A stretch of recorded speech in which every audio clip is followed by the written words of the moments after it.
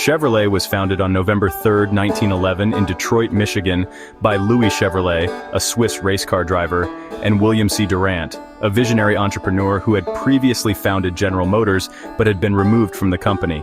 Durant wanted to use Louis Chevrolet's name, already famous in motorsports, to create a new car brand that could directly compete with Ford, which dominated the market with the Model T. The idea was to offer vehicles with superior performance and more sophisticated design, even if at a slightly higher price.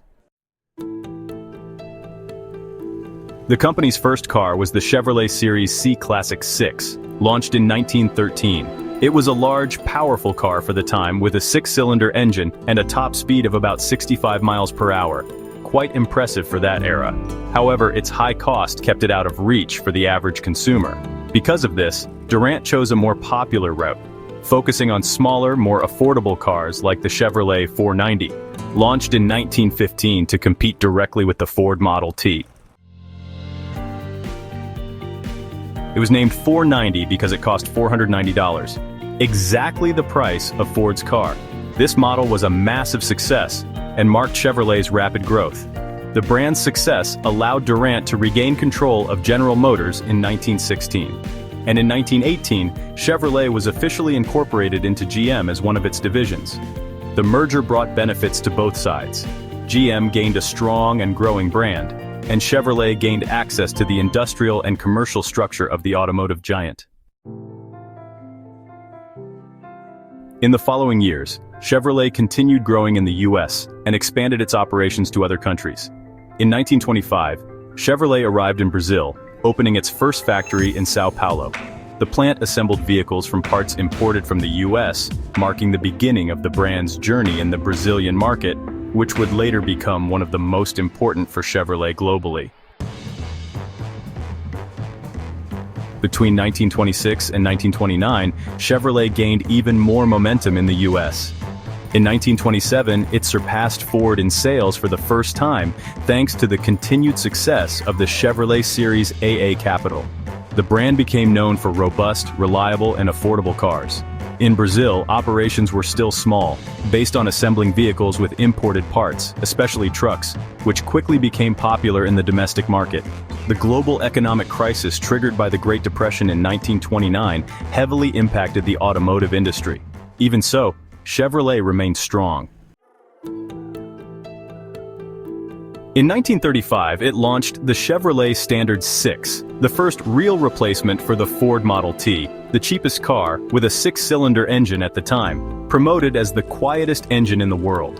The 1930s also saw Chevrolet adopt a more modern design, with enclosed bodies, hydraulic brakes, and more reliable electrical systems. In Brazil, Chevrolet trucks became widespread for cargo transport, especially in rural and urban areas. With the outbreak of World War II, civilian vehicle production was virtually halted in the US starting in 1942. Like other GM divisions, Chevrolet shifted to manufacturing military vehicles, including trucks, airplane engines, tank parts, and ammunition. The plant operated 24 hours a day under war conditions. After the war in 1945, commercial vehicle production resumed. Demand was huge, as consumers were eager for new products after years of rationing. Chevrolet launched popular models like the Fleetline and Stylemaster, with a more rounded and modern style. In Brazil, the post-war period also saw increased use of Chevrolet vehicles, especially trucks. The brand became known as a symbol of durability and efficiency in Brazilian transport. In 1950, Chevrolet entered the new decade in full force. In the US, it launched the Chevrolet Bel Air, a model that would become iconic in the following decade. By then, the brand was already known for being reliable, affordable, and modern.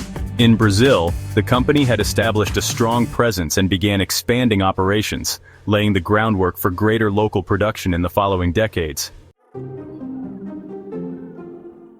The 1950s were one of Chevrolet's most defining eras. Cars began incorporating bolder designs with fins, chrome details, and more comfort and technology. In 1953, Chevrolet launched the Corvette, its first sports car and a true American icon, a lightweight and elegant two-seater roadster that would become a legend in the industry. In 1955, Chevrolet revolutionized again with the Bel Air, equipped with the now famous small-block V8 engine, known for its power and reliability. This engine became the foundation for numerous GM models in the following years. In Brazil, Chevrolet continued focusing on truck assembly and sales, growing steadily and gaining more space, especially in rural areas and freight transportation. In the 1960s, Chevrolet released many legendary models. In 1960, it introduced the Chevrolet Corvair, a rear-engine car, rare in the US market. Although innovative, the Corvair faced criticism over safety issues. In 1967, Chevrolet responded to the Ford Mustang's success by launching the Camaro, a muscle car that became a symbol of performance and youth. Other highlights from the decade included the Chevelle, the Impala, one of the best-selling cars in the US, and the Nova. It was also a time when motorsports gained popularity, and Chevrolet cemented its image as a brand of power and style. In Brazil, a major milestone came in 1968 with the launch of the Chevrolet Opala, the brand's first passenger car manufactured in the country.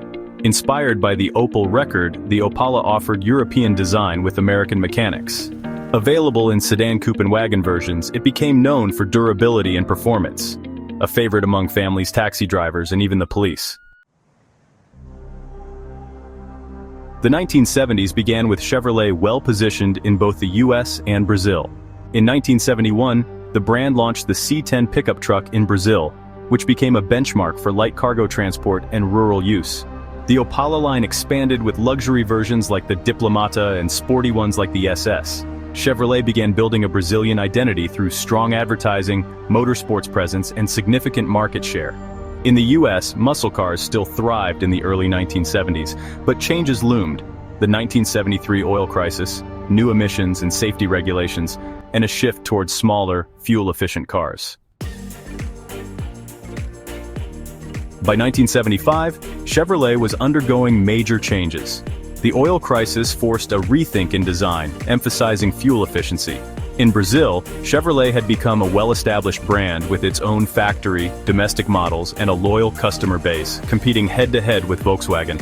It marked the end of an era of large, powerful cars and the beginning of a transition toward more efficient models. After the 1973 oil crisis, Chevrolet had to adapt quickly to a new reality. Consumers sought smaller, more economical cars. In the US, this led to the launch of models like the Chevrolet Chevette, originally an Opel project, which hit the American market in 1975. In Brazil, the Chevette was launched in 1973 and became a major success.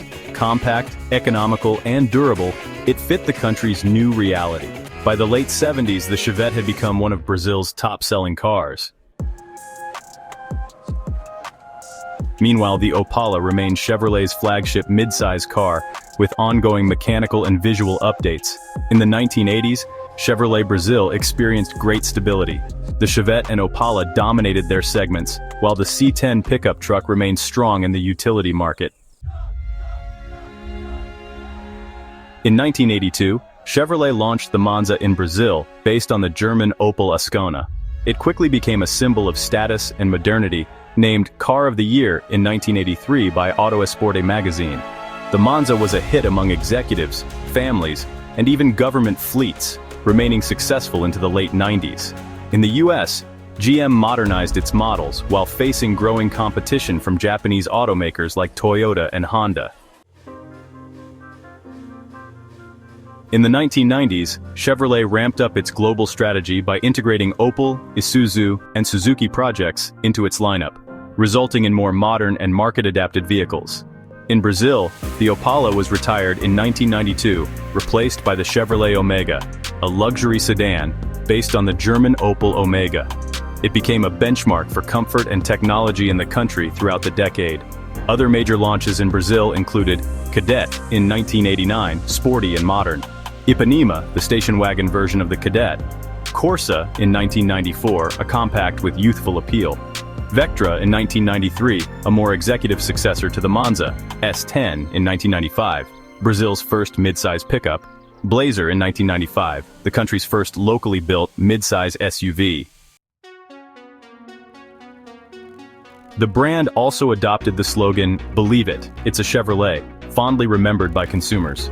In the US, the 1990s were a period of gradual transition toward more efficient cars, while pickup trucks and SUVs like the Suburban and Tahoe gained strength. The Corvette remained iconic, and the Camaro stayed popular as a sports car. By the late 90s, Chevrolet was preparing for a new era, investing in onboard technology, safety, and modern design. The Astra, released in 1998, was a good example in Brazil, offering a powerful engine comfort and sophistication. In the US, GM was facing financial challenges while trying to stay competitive against Japanese and German brands. Nevertheless, Chevrolet remained strong in the market, with a solid lineup of SUVs, trucks, and classic models. In the 2000s, Chevrolet faced intense global competition, especially from Asian automakers. In the US, the brand focused on maintaining leadership in pickups and SUVs, with strong sellers like the Silverado and Tahoe. Models like the Malibu and Impala were refreshed but lost ground to more efficient rivals. General Motors faced serious financial crises, culminating in bankruptcy in 2009 during the global economic meltdown. GM was restructured with US government support, and Chevrolet emerged as its main division. In Brazil, Chevrolet modernized its lineup with a new Vectra updated Corsa, the Montana, light pickup, and later the Agile and Cruise, which replaced the Vectra. In 2012, the Onix was launched and went on to become Brazil's best-selling car for several years. Chevrolet began investing heavily in technology, connectivity, and electric vehicles. In 2016, it launched the Bolt EV, its first mass-produced all-electric car. In the US, the Silverado remained a top-selling pickup, while the Camaro and Corvette continued to symbolize performance, especially with the Corvette C8 mid-engine, introduced in 2020, revolutionizing the model. In Brazil, the Onix and Tracker led sales with a focus on safety, connectivity, and value. Chevrolet also strengthened its digital presence with online sales and connected services. If you liked the video, leave a like, subscribe to the channel, and turn on notifications.